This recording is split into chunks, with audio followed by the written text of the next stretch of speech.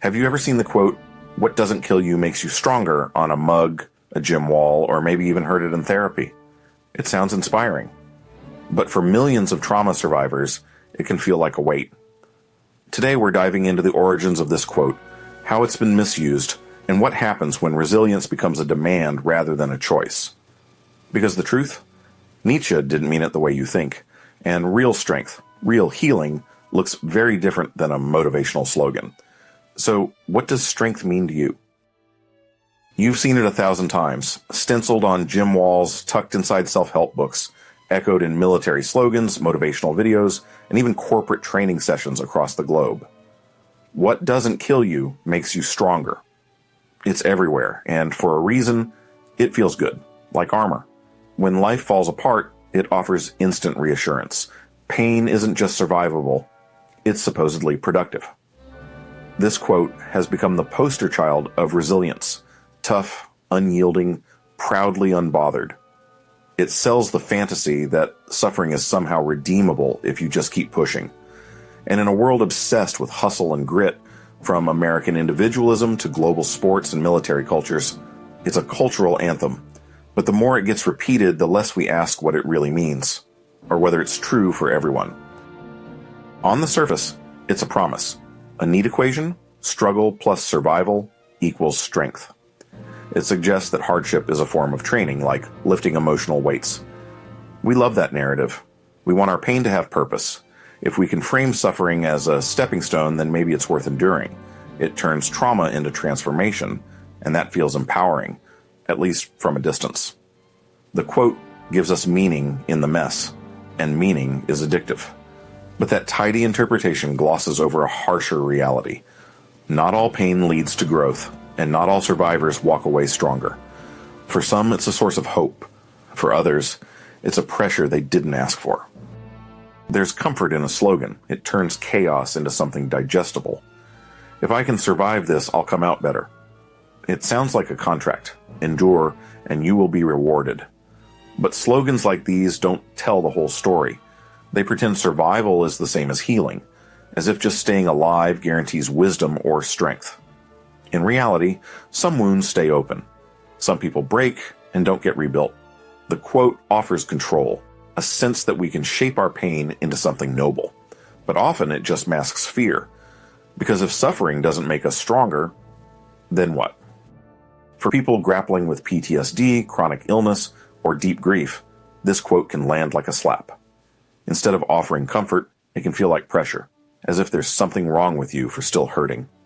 You're not stronger yet? What's taking so long? It sets an invisible bar for emotional performance, where vulnerability is seen as failure. The deeper harm is that it rebrands real ongoing pain as a character flaw. And when strength is the only acceptable outcome, there's no space for softness, confusion, or actual healing. The quote starts sounding less like support and more like a dismissal. It's one thing to hear this quote in a book. It's another to have it thrown at you during a crisis. Like when a boss tells a burned-out employee that they'll be stronger for it, instead of reducing their workload. Or a therapist skips the grief and pushes for growth. Or someone stays in an abusive relationship, believing it's just part of their journey towards strength. The quote becomes a weapon, excusing harm in the name of resilience. It shifts responsibility from systems to individuals, as if pain is your personal opportunity, not something you deserve to be protected from.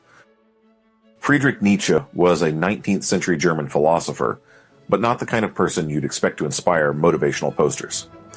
He wasn't a life coach. He wasn't a war hero. He was a man plagued by illness, migraines, isolation, and lifelong depression. He spent much of his adult life alone, riding from the edge of emotional and physical collapse. And yet, his work has been mined for slogans that seem to preach toughness at all costs. The irony is striking. Nietzsche wasn't advocating for brute strength. He was dissecting it. He wrestled with fragility, contradiction, and meaning in suffering. His concept of amor fati, loving one's fate, embraced life's hardships without romanticizing them. To understand what he really meant, we have to look past the bumper sticker and into the context. The actual quote comes from Nietzsche's Twilight of the Idols, written in 1888, a year when his health was deteriorating, though his mental collapse came in early 1889. The full line is, "Out of life's school of war, what does not kill me makes me stronger." It's not a triumphant declaration. It's grim, almost mocking. He's not offering advice. He's describing the brutal training ground of life, where survival might harden you, but not necessarily in a good way. It's more battle report than battle cry. Nietzsche's tone here is ironic, even exhausted. He's reflecting on the cost of enduring hardship, not celebrating it. Stripped of context, the quote loses all its shadow. And Nietzsche knew shadows intimately. Nietzsche didn't believe in sugarcoating pain, but he also didn't glorify it. His philosophy was rooted in facing life's harshest realities without illusion, not in pretending they made you better. When he spoke of strength, he meant something internal: resilience of mind, depth of thought, the courage to confront meaninglessness, not six-pack abs or emotional numbness. His strength wasn't about ignoring suffering, but absorbing it without self-deception. He believed life's cruelties could shape character, but they could also destroy it. He didn't offer guarantees, just the challenge to stay awake through the storm. Still, the quote found a second life in a very different world, one obsessed with toughness. In American culture, with its myths of rugged individualism, and in global contexts like sports, military training, or even corporate coaching in places like Russia or Asia, Nietzsche's line was rebranded. Now it fits neatly on t-shirts and TikTok sound bites. It tells us that pain is fuel, that breaking down is weakness, that if you're not thriving after trauma, you're doing it wrong. We've turned a cry of existential endurance into a performance of grit. But this obsession with toughness has a dark side. It leaves no room for softness, for slowness, or for being human. So here's the irony. A quote born from philosophical struggle, drenched in complexity and suffering, has become a pop mantra for pushing through. It offers comfort, yes, but it also flattens the truth. It tells us we should get stronger even when life has left us shattered. Nietzsche didn't mean it that way, and the consequences of misunderstanding that message, that's where we go next. What happens when a culture starts believing this quote too much and stops making space for people who don't bounce back? Resilience culture is the idea that adversity should always make us better, that if we don't grow from hardship, we've somehow wasted it. It sounds empowering, but beneath the surface, it's deeply conditional. You're allowed to struggle, but only if you emerge wiser, stronger, more evolved. This belief has quietly taken root in corporate boardrooms, military training, athletic coaching, and even modern therapy across the world. It rebrands struggle as opportunity and turns pain into performance. The message is clear. Real winners bounce back fast. But what happens when someone can't, or when they shouldn't have to? Resilience culture doesn't ask that. It just keeps moving. In corporate spaces, resilience has become a buzzword, but not in the way you might hope. When companies say they value resilience, they often mean they expect you to endure burnout, bounce back from layoffs, and keep producing no matter the cost. Studies like those from Gallup and the World Health Organization show that workplace stress contributes to burnout. Yet resilience is used to justify impossible deadlines, toxic bosses, and lack of mental health support. Employees are praised for staying quiet under pressure rather than being supported in moments of stress. Resilience becomes a shield for dysfunction, a polite way of saying, adapt to the harm, or we'll find someone who will. It's not strength, it's survival, misbranded. The idea that pain should lead to personal transformation falls apart when we look at real trauma. Survivors of abuse, war, illness, or loss often don't emerge better. Many are left with PTSD, anxiety, or complex grief. These aren't failure states. They're natural responses to overwhelming experiences. Research in clinical psychology, such as studies by Judith Herman, shows that trauma is an injury, not a rite of passage. And injuries need care, not applause for powering through. Case studies show that premature expectations of resilience can worsen outcomes, forcing people to perform healing before they're ready. Because not every scar becomes a symbol. Sometimes it just stays a wound. There's a psychological concept called post-traumatic growth.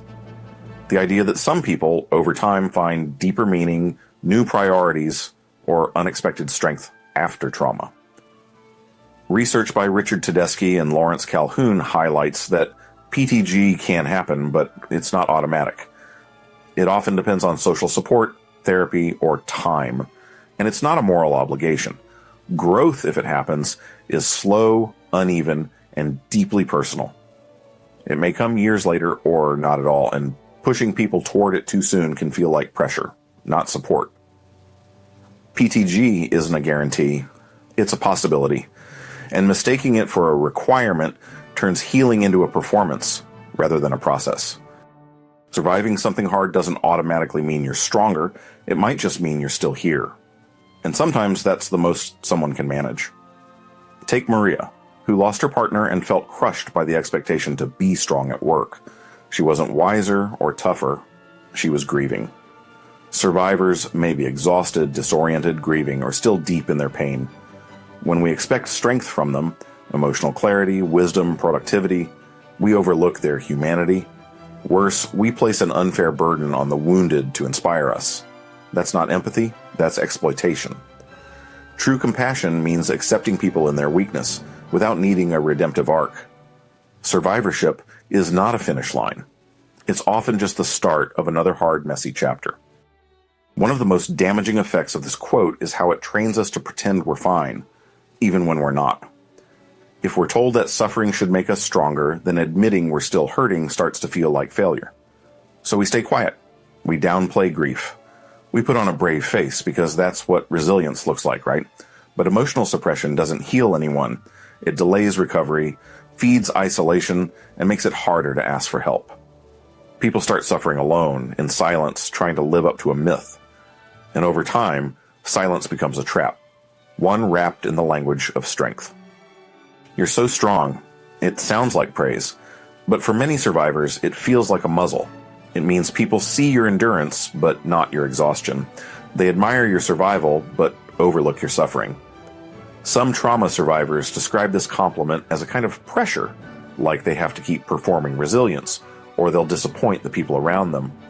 You can't fall apart if everyone expects you to be the tough one. What starts as validation ends up reinforcing silence. Because if you're so strong, when do you get to be soft, or scared, or simply not okay? Here's what's so often missed. Nietzsche wasn't handing out pep talks. He wasn't saying pain makes you powerful. He was exploring how life wounds us, shapes us, and challenges us to keep going, without illusion. His quote wasn't meant to comfort, it was meant to provoke. When he said, "What does not kill me makes me stronger," it came from a place of existential fatigue, not optimism. He wasn't dismissing difficulty, he was steeped in it. Nietzsche believed in facing suffering directly, not minimizing it with platitudes. The irony is that we've turned his harshest truths into shallow encouragements. When you pull a quote like this out of context, it becomes a weapon, even if that's not the intention.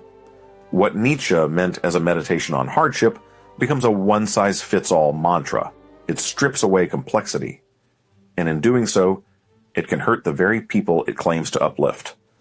Real strength, in Nietzsche's view, came from enduring without guarantees, not from pretending every scar is a badge of honor. He wasn't telling us that pain was good. He was warning us that life would be hard, and that we need more than slogans to survive it. We love a comeback story. We love to see people rise from the ashes, rebuild their lives, and emerge stronger. And sometimes that happens. But our cultural obsession with those stories makes it harder to face a painful truth. Some pain doesn't transform. It just hurts. Not every trauma has a moral. Not every struggle has a payoff. And that doesn't mean someone failed. It just means they're human. Our addiction to hero narratives blinds us to the quiet, ongoing realities of suffering, where healing is messy, strength is inconsistent, and some people need support, not applause. When you don't bounce back, the shame sets in. You start asking yourself, why am I still like this? The world tells you suffering should make you stronger, but what if it just left you tired, angry, numb? That disconnect becomes personal. Research in clinical psychology shows that those who believe they must be strong often struggle more with depression, anxiety, and delayed recovery. Because now it's not just the trauma, it's the guilt of not healing fast enough, the shame of not being the inspirational story everyone was waiting for. Real healing isn't a training montage. It doesn't come with epic music or a tidy arc. It's slow, uneven, messy. It looks like asking for help, crying at inconvenient times, sitting in grief without trying to fix it. Therapy, medication, naps, bad days that stretch into bad weeks. Pop culture sells us an image of strength as invincibility, the stoic warrior, the silent sufferer. But human recovery is the opposite of that. It's vulnerable. It requires softness, patience, and connection. Not fighting through everything alone, but finally letting yourself be held, seen, and understood. So let's step back. This quote, "What doesn't kill you makes you stronger," may sound empowering, but its misuse fuels silence, pressure, and shame. It tells people to speed up their healing, to pretend they're okay, to put on strength like a mask. And when they can't, they feel like they failed. But what if that's the real problem? Not the people, but the myth. That's where we're going next. In Act 3, we're not just tearing down the old definition of strength, we're building something better. What if strength isn't about bouncing back at all? What does strength mean when you're still in the mess? Maybe strength doesn't come from pain. Maybe it's what stays with us through pain, not growth as a guarantee, but persistence as a quiet truth. What if strength isn't transformation, but continuation? Not fixing yourself, not inspiring others, just continuing to exist with honesty and effort. Sometimes showing up while you're still broken is stronger than pretending you're fine. Let's stop defining strength by how fast someone heals or how well they hide their wounds. Let's start honoring the people who stay in their bodies, in their grief, in the world, even when every part of them wants to disappear. I didn't get stronger, I just learned to breathe again. I'm still in pain, but I'm not pretending anymore. My strength wasn't resilience, it was asking for help. These aren't poster quotes, they don't look good on gym walls, but they are true, and they matter more. Survivors don't owe us strength, they don't owe us redemption arcs. Their stories deserve space without pressure. Their healing deserves time without a deadline. When we listen without demanding inspiration, we finally get to hear the real truth. Not the polished version, but the one that might actually help someone else feel less alone. If we want to understand Nietzsche's real message, we have to look beyond the single quote. One of his most enduring ideas was this: become who you are. For Nietzsche, life wasn't about escaping suffering, it was about confronting it honestly, not romanticizing it, not using it to perform strength. He had no interest in false bravado or empty toughness. He admired people who lived with clarity, who looked into the abyss and didn't lie to themselves. The point was never to turn pain into something pretty. It was to survive it without pretending it made you invincible. His version of strength was raw, uncomfortable, and deeply human. We tend to imagine resilient people as unbreakable, made of iron, immune to pain. But real resilience doesn't work like that. It's not about being hard. It's about being alive. Research, like studies in positive psychology, shows that people who recover best from hardship don't suppress their emotions. They connect with others, show compassion toward themselves, and allow space for grief. Compassion-based resilience doesn't demand toughness. It values flexibility, vulnerability, and self-kindness. Resilient people bend, they break, and slowly they rebuild, not by denying what happened, but by accepting all the parts of themselves that survived. We don't need to throw away every attempt at comfort. We just need better language, words that hold space rather than close it off. Instead of "what doesn't kill you makes you stronger," we could say, "it's okay to not be okay." Or, "you survived, that's enough." Or, "healing isn't linear." These aren't slogans, they're invitations. They tell someone you don't have to prove anything. You don't have to rush your recovery or mine your trauma for wisdom. These phrases leave room for pain, for imperfection, for truth. And in that room, real healing can begin. When we tell the truth about what healing actually looks like, the awkward, uncertain, non-linear truth, we create connection. And connection is where strength really lives. Vulnerability isn't weakness. It's courage in its most honest form. When people speak openly about their grief, their panic attacks, their slow and painful recovery, they offer a kind of hope that slogans never could. Not the hope of instant transformation, but the hope of being seen exactly as you are. There's power in saying, I'm still in it. There's relief in hearing someone else say it too. Simplified quotes often start with good intentions. They feel empowering until they don't. Until someone takes them literally and starts wondering why they aren't stronger yet. Until they become standards we measure ourselves against and fall short. That's the danger. Not that the quote is evil, but that it erases the complexity of real human pain. In moments of suffering, nuance matters. We don't need perfect phrases. We need honest ones. Nietzsche never promised a clean ending, only the challenge to live fully, even through despair. And maybe that's the strength worth honoring. What doesn't kill you makes you stronger sounds good, but real life is messier. Nietzsche wasn't promising glory. He was warning us that survival changes you. Not always into something stronger, sometimes into something more human. And maybe that's enough. So what's your definition of strength? So if this quote has ever left you feeling pressured to be okay before you were ready, you're not alone. We don't heal by pretending pain makes us stronger. We heal by telling the truth, by showing up anyway, and by letting ourselves be fully human. If this video resonated with you, subscribe for more conversations that go beneath the surface. Like the video if you found it helpful, and share your thoughts in the comments. Here's one question to sit with. Have you ever felt like you had to be strong when what you really needed was permission to fall apart? And if you're curious how another famous quote shaped and complicated our ideas of strength, head to our video on JFK's Ask Not line. It's not what you think.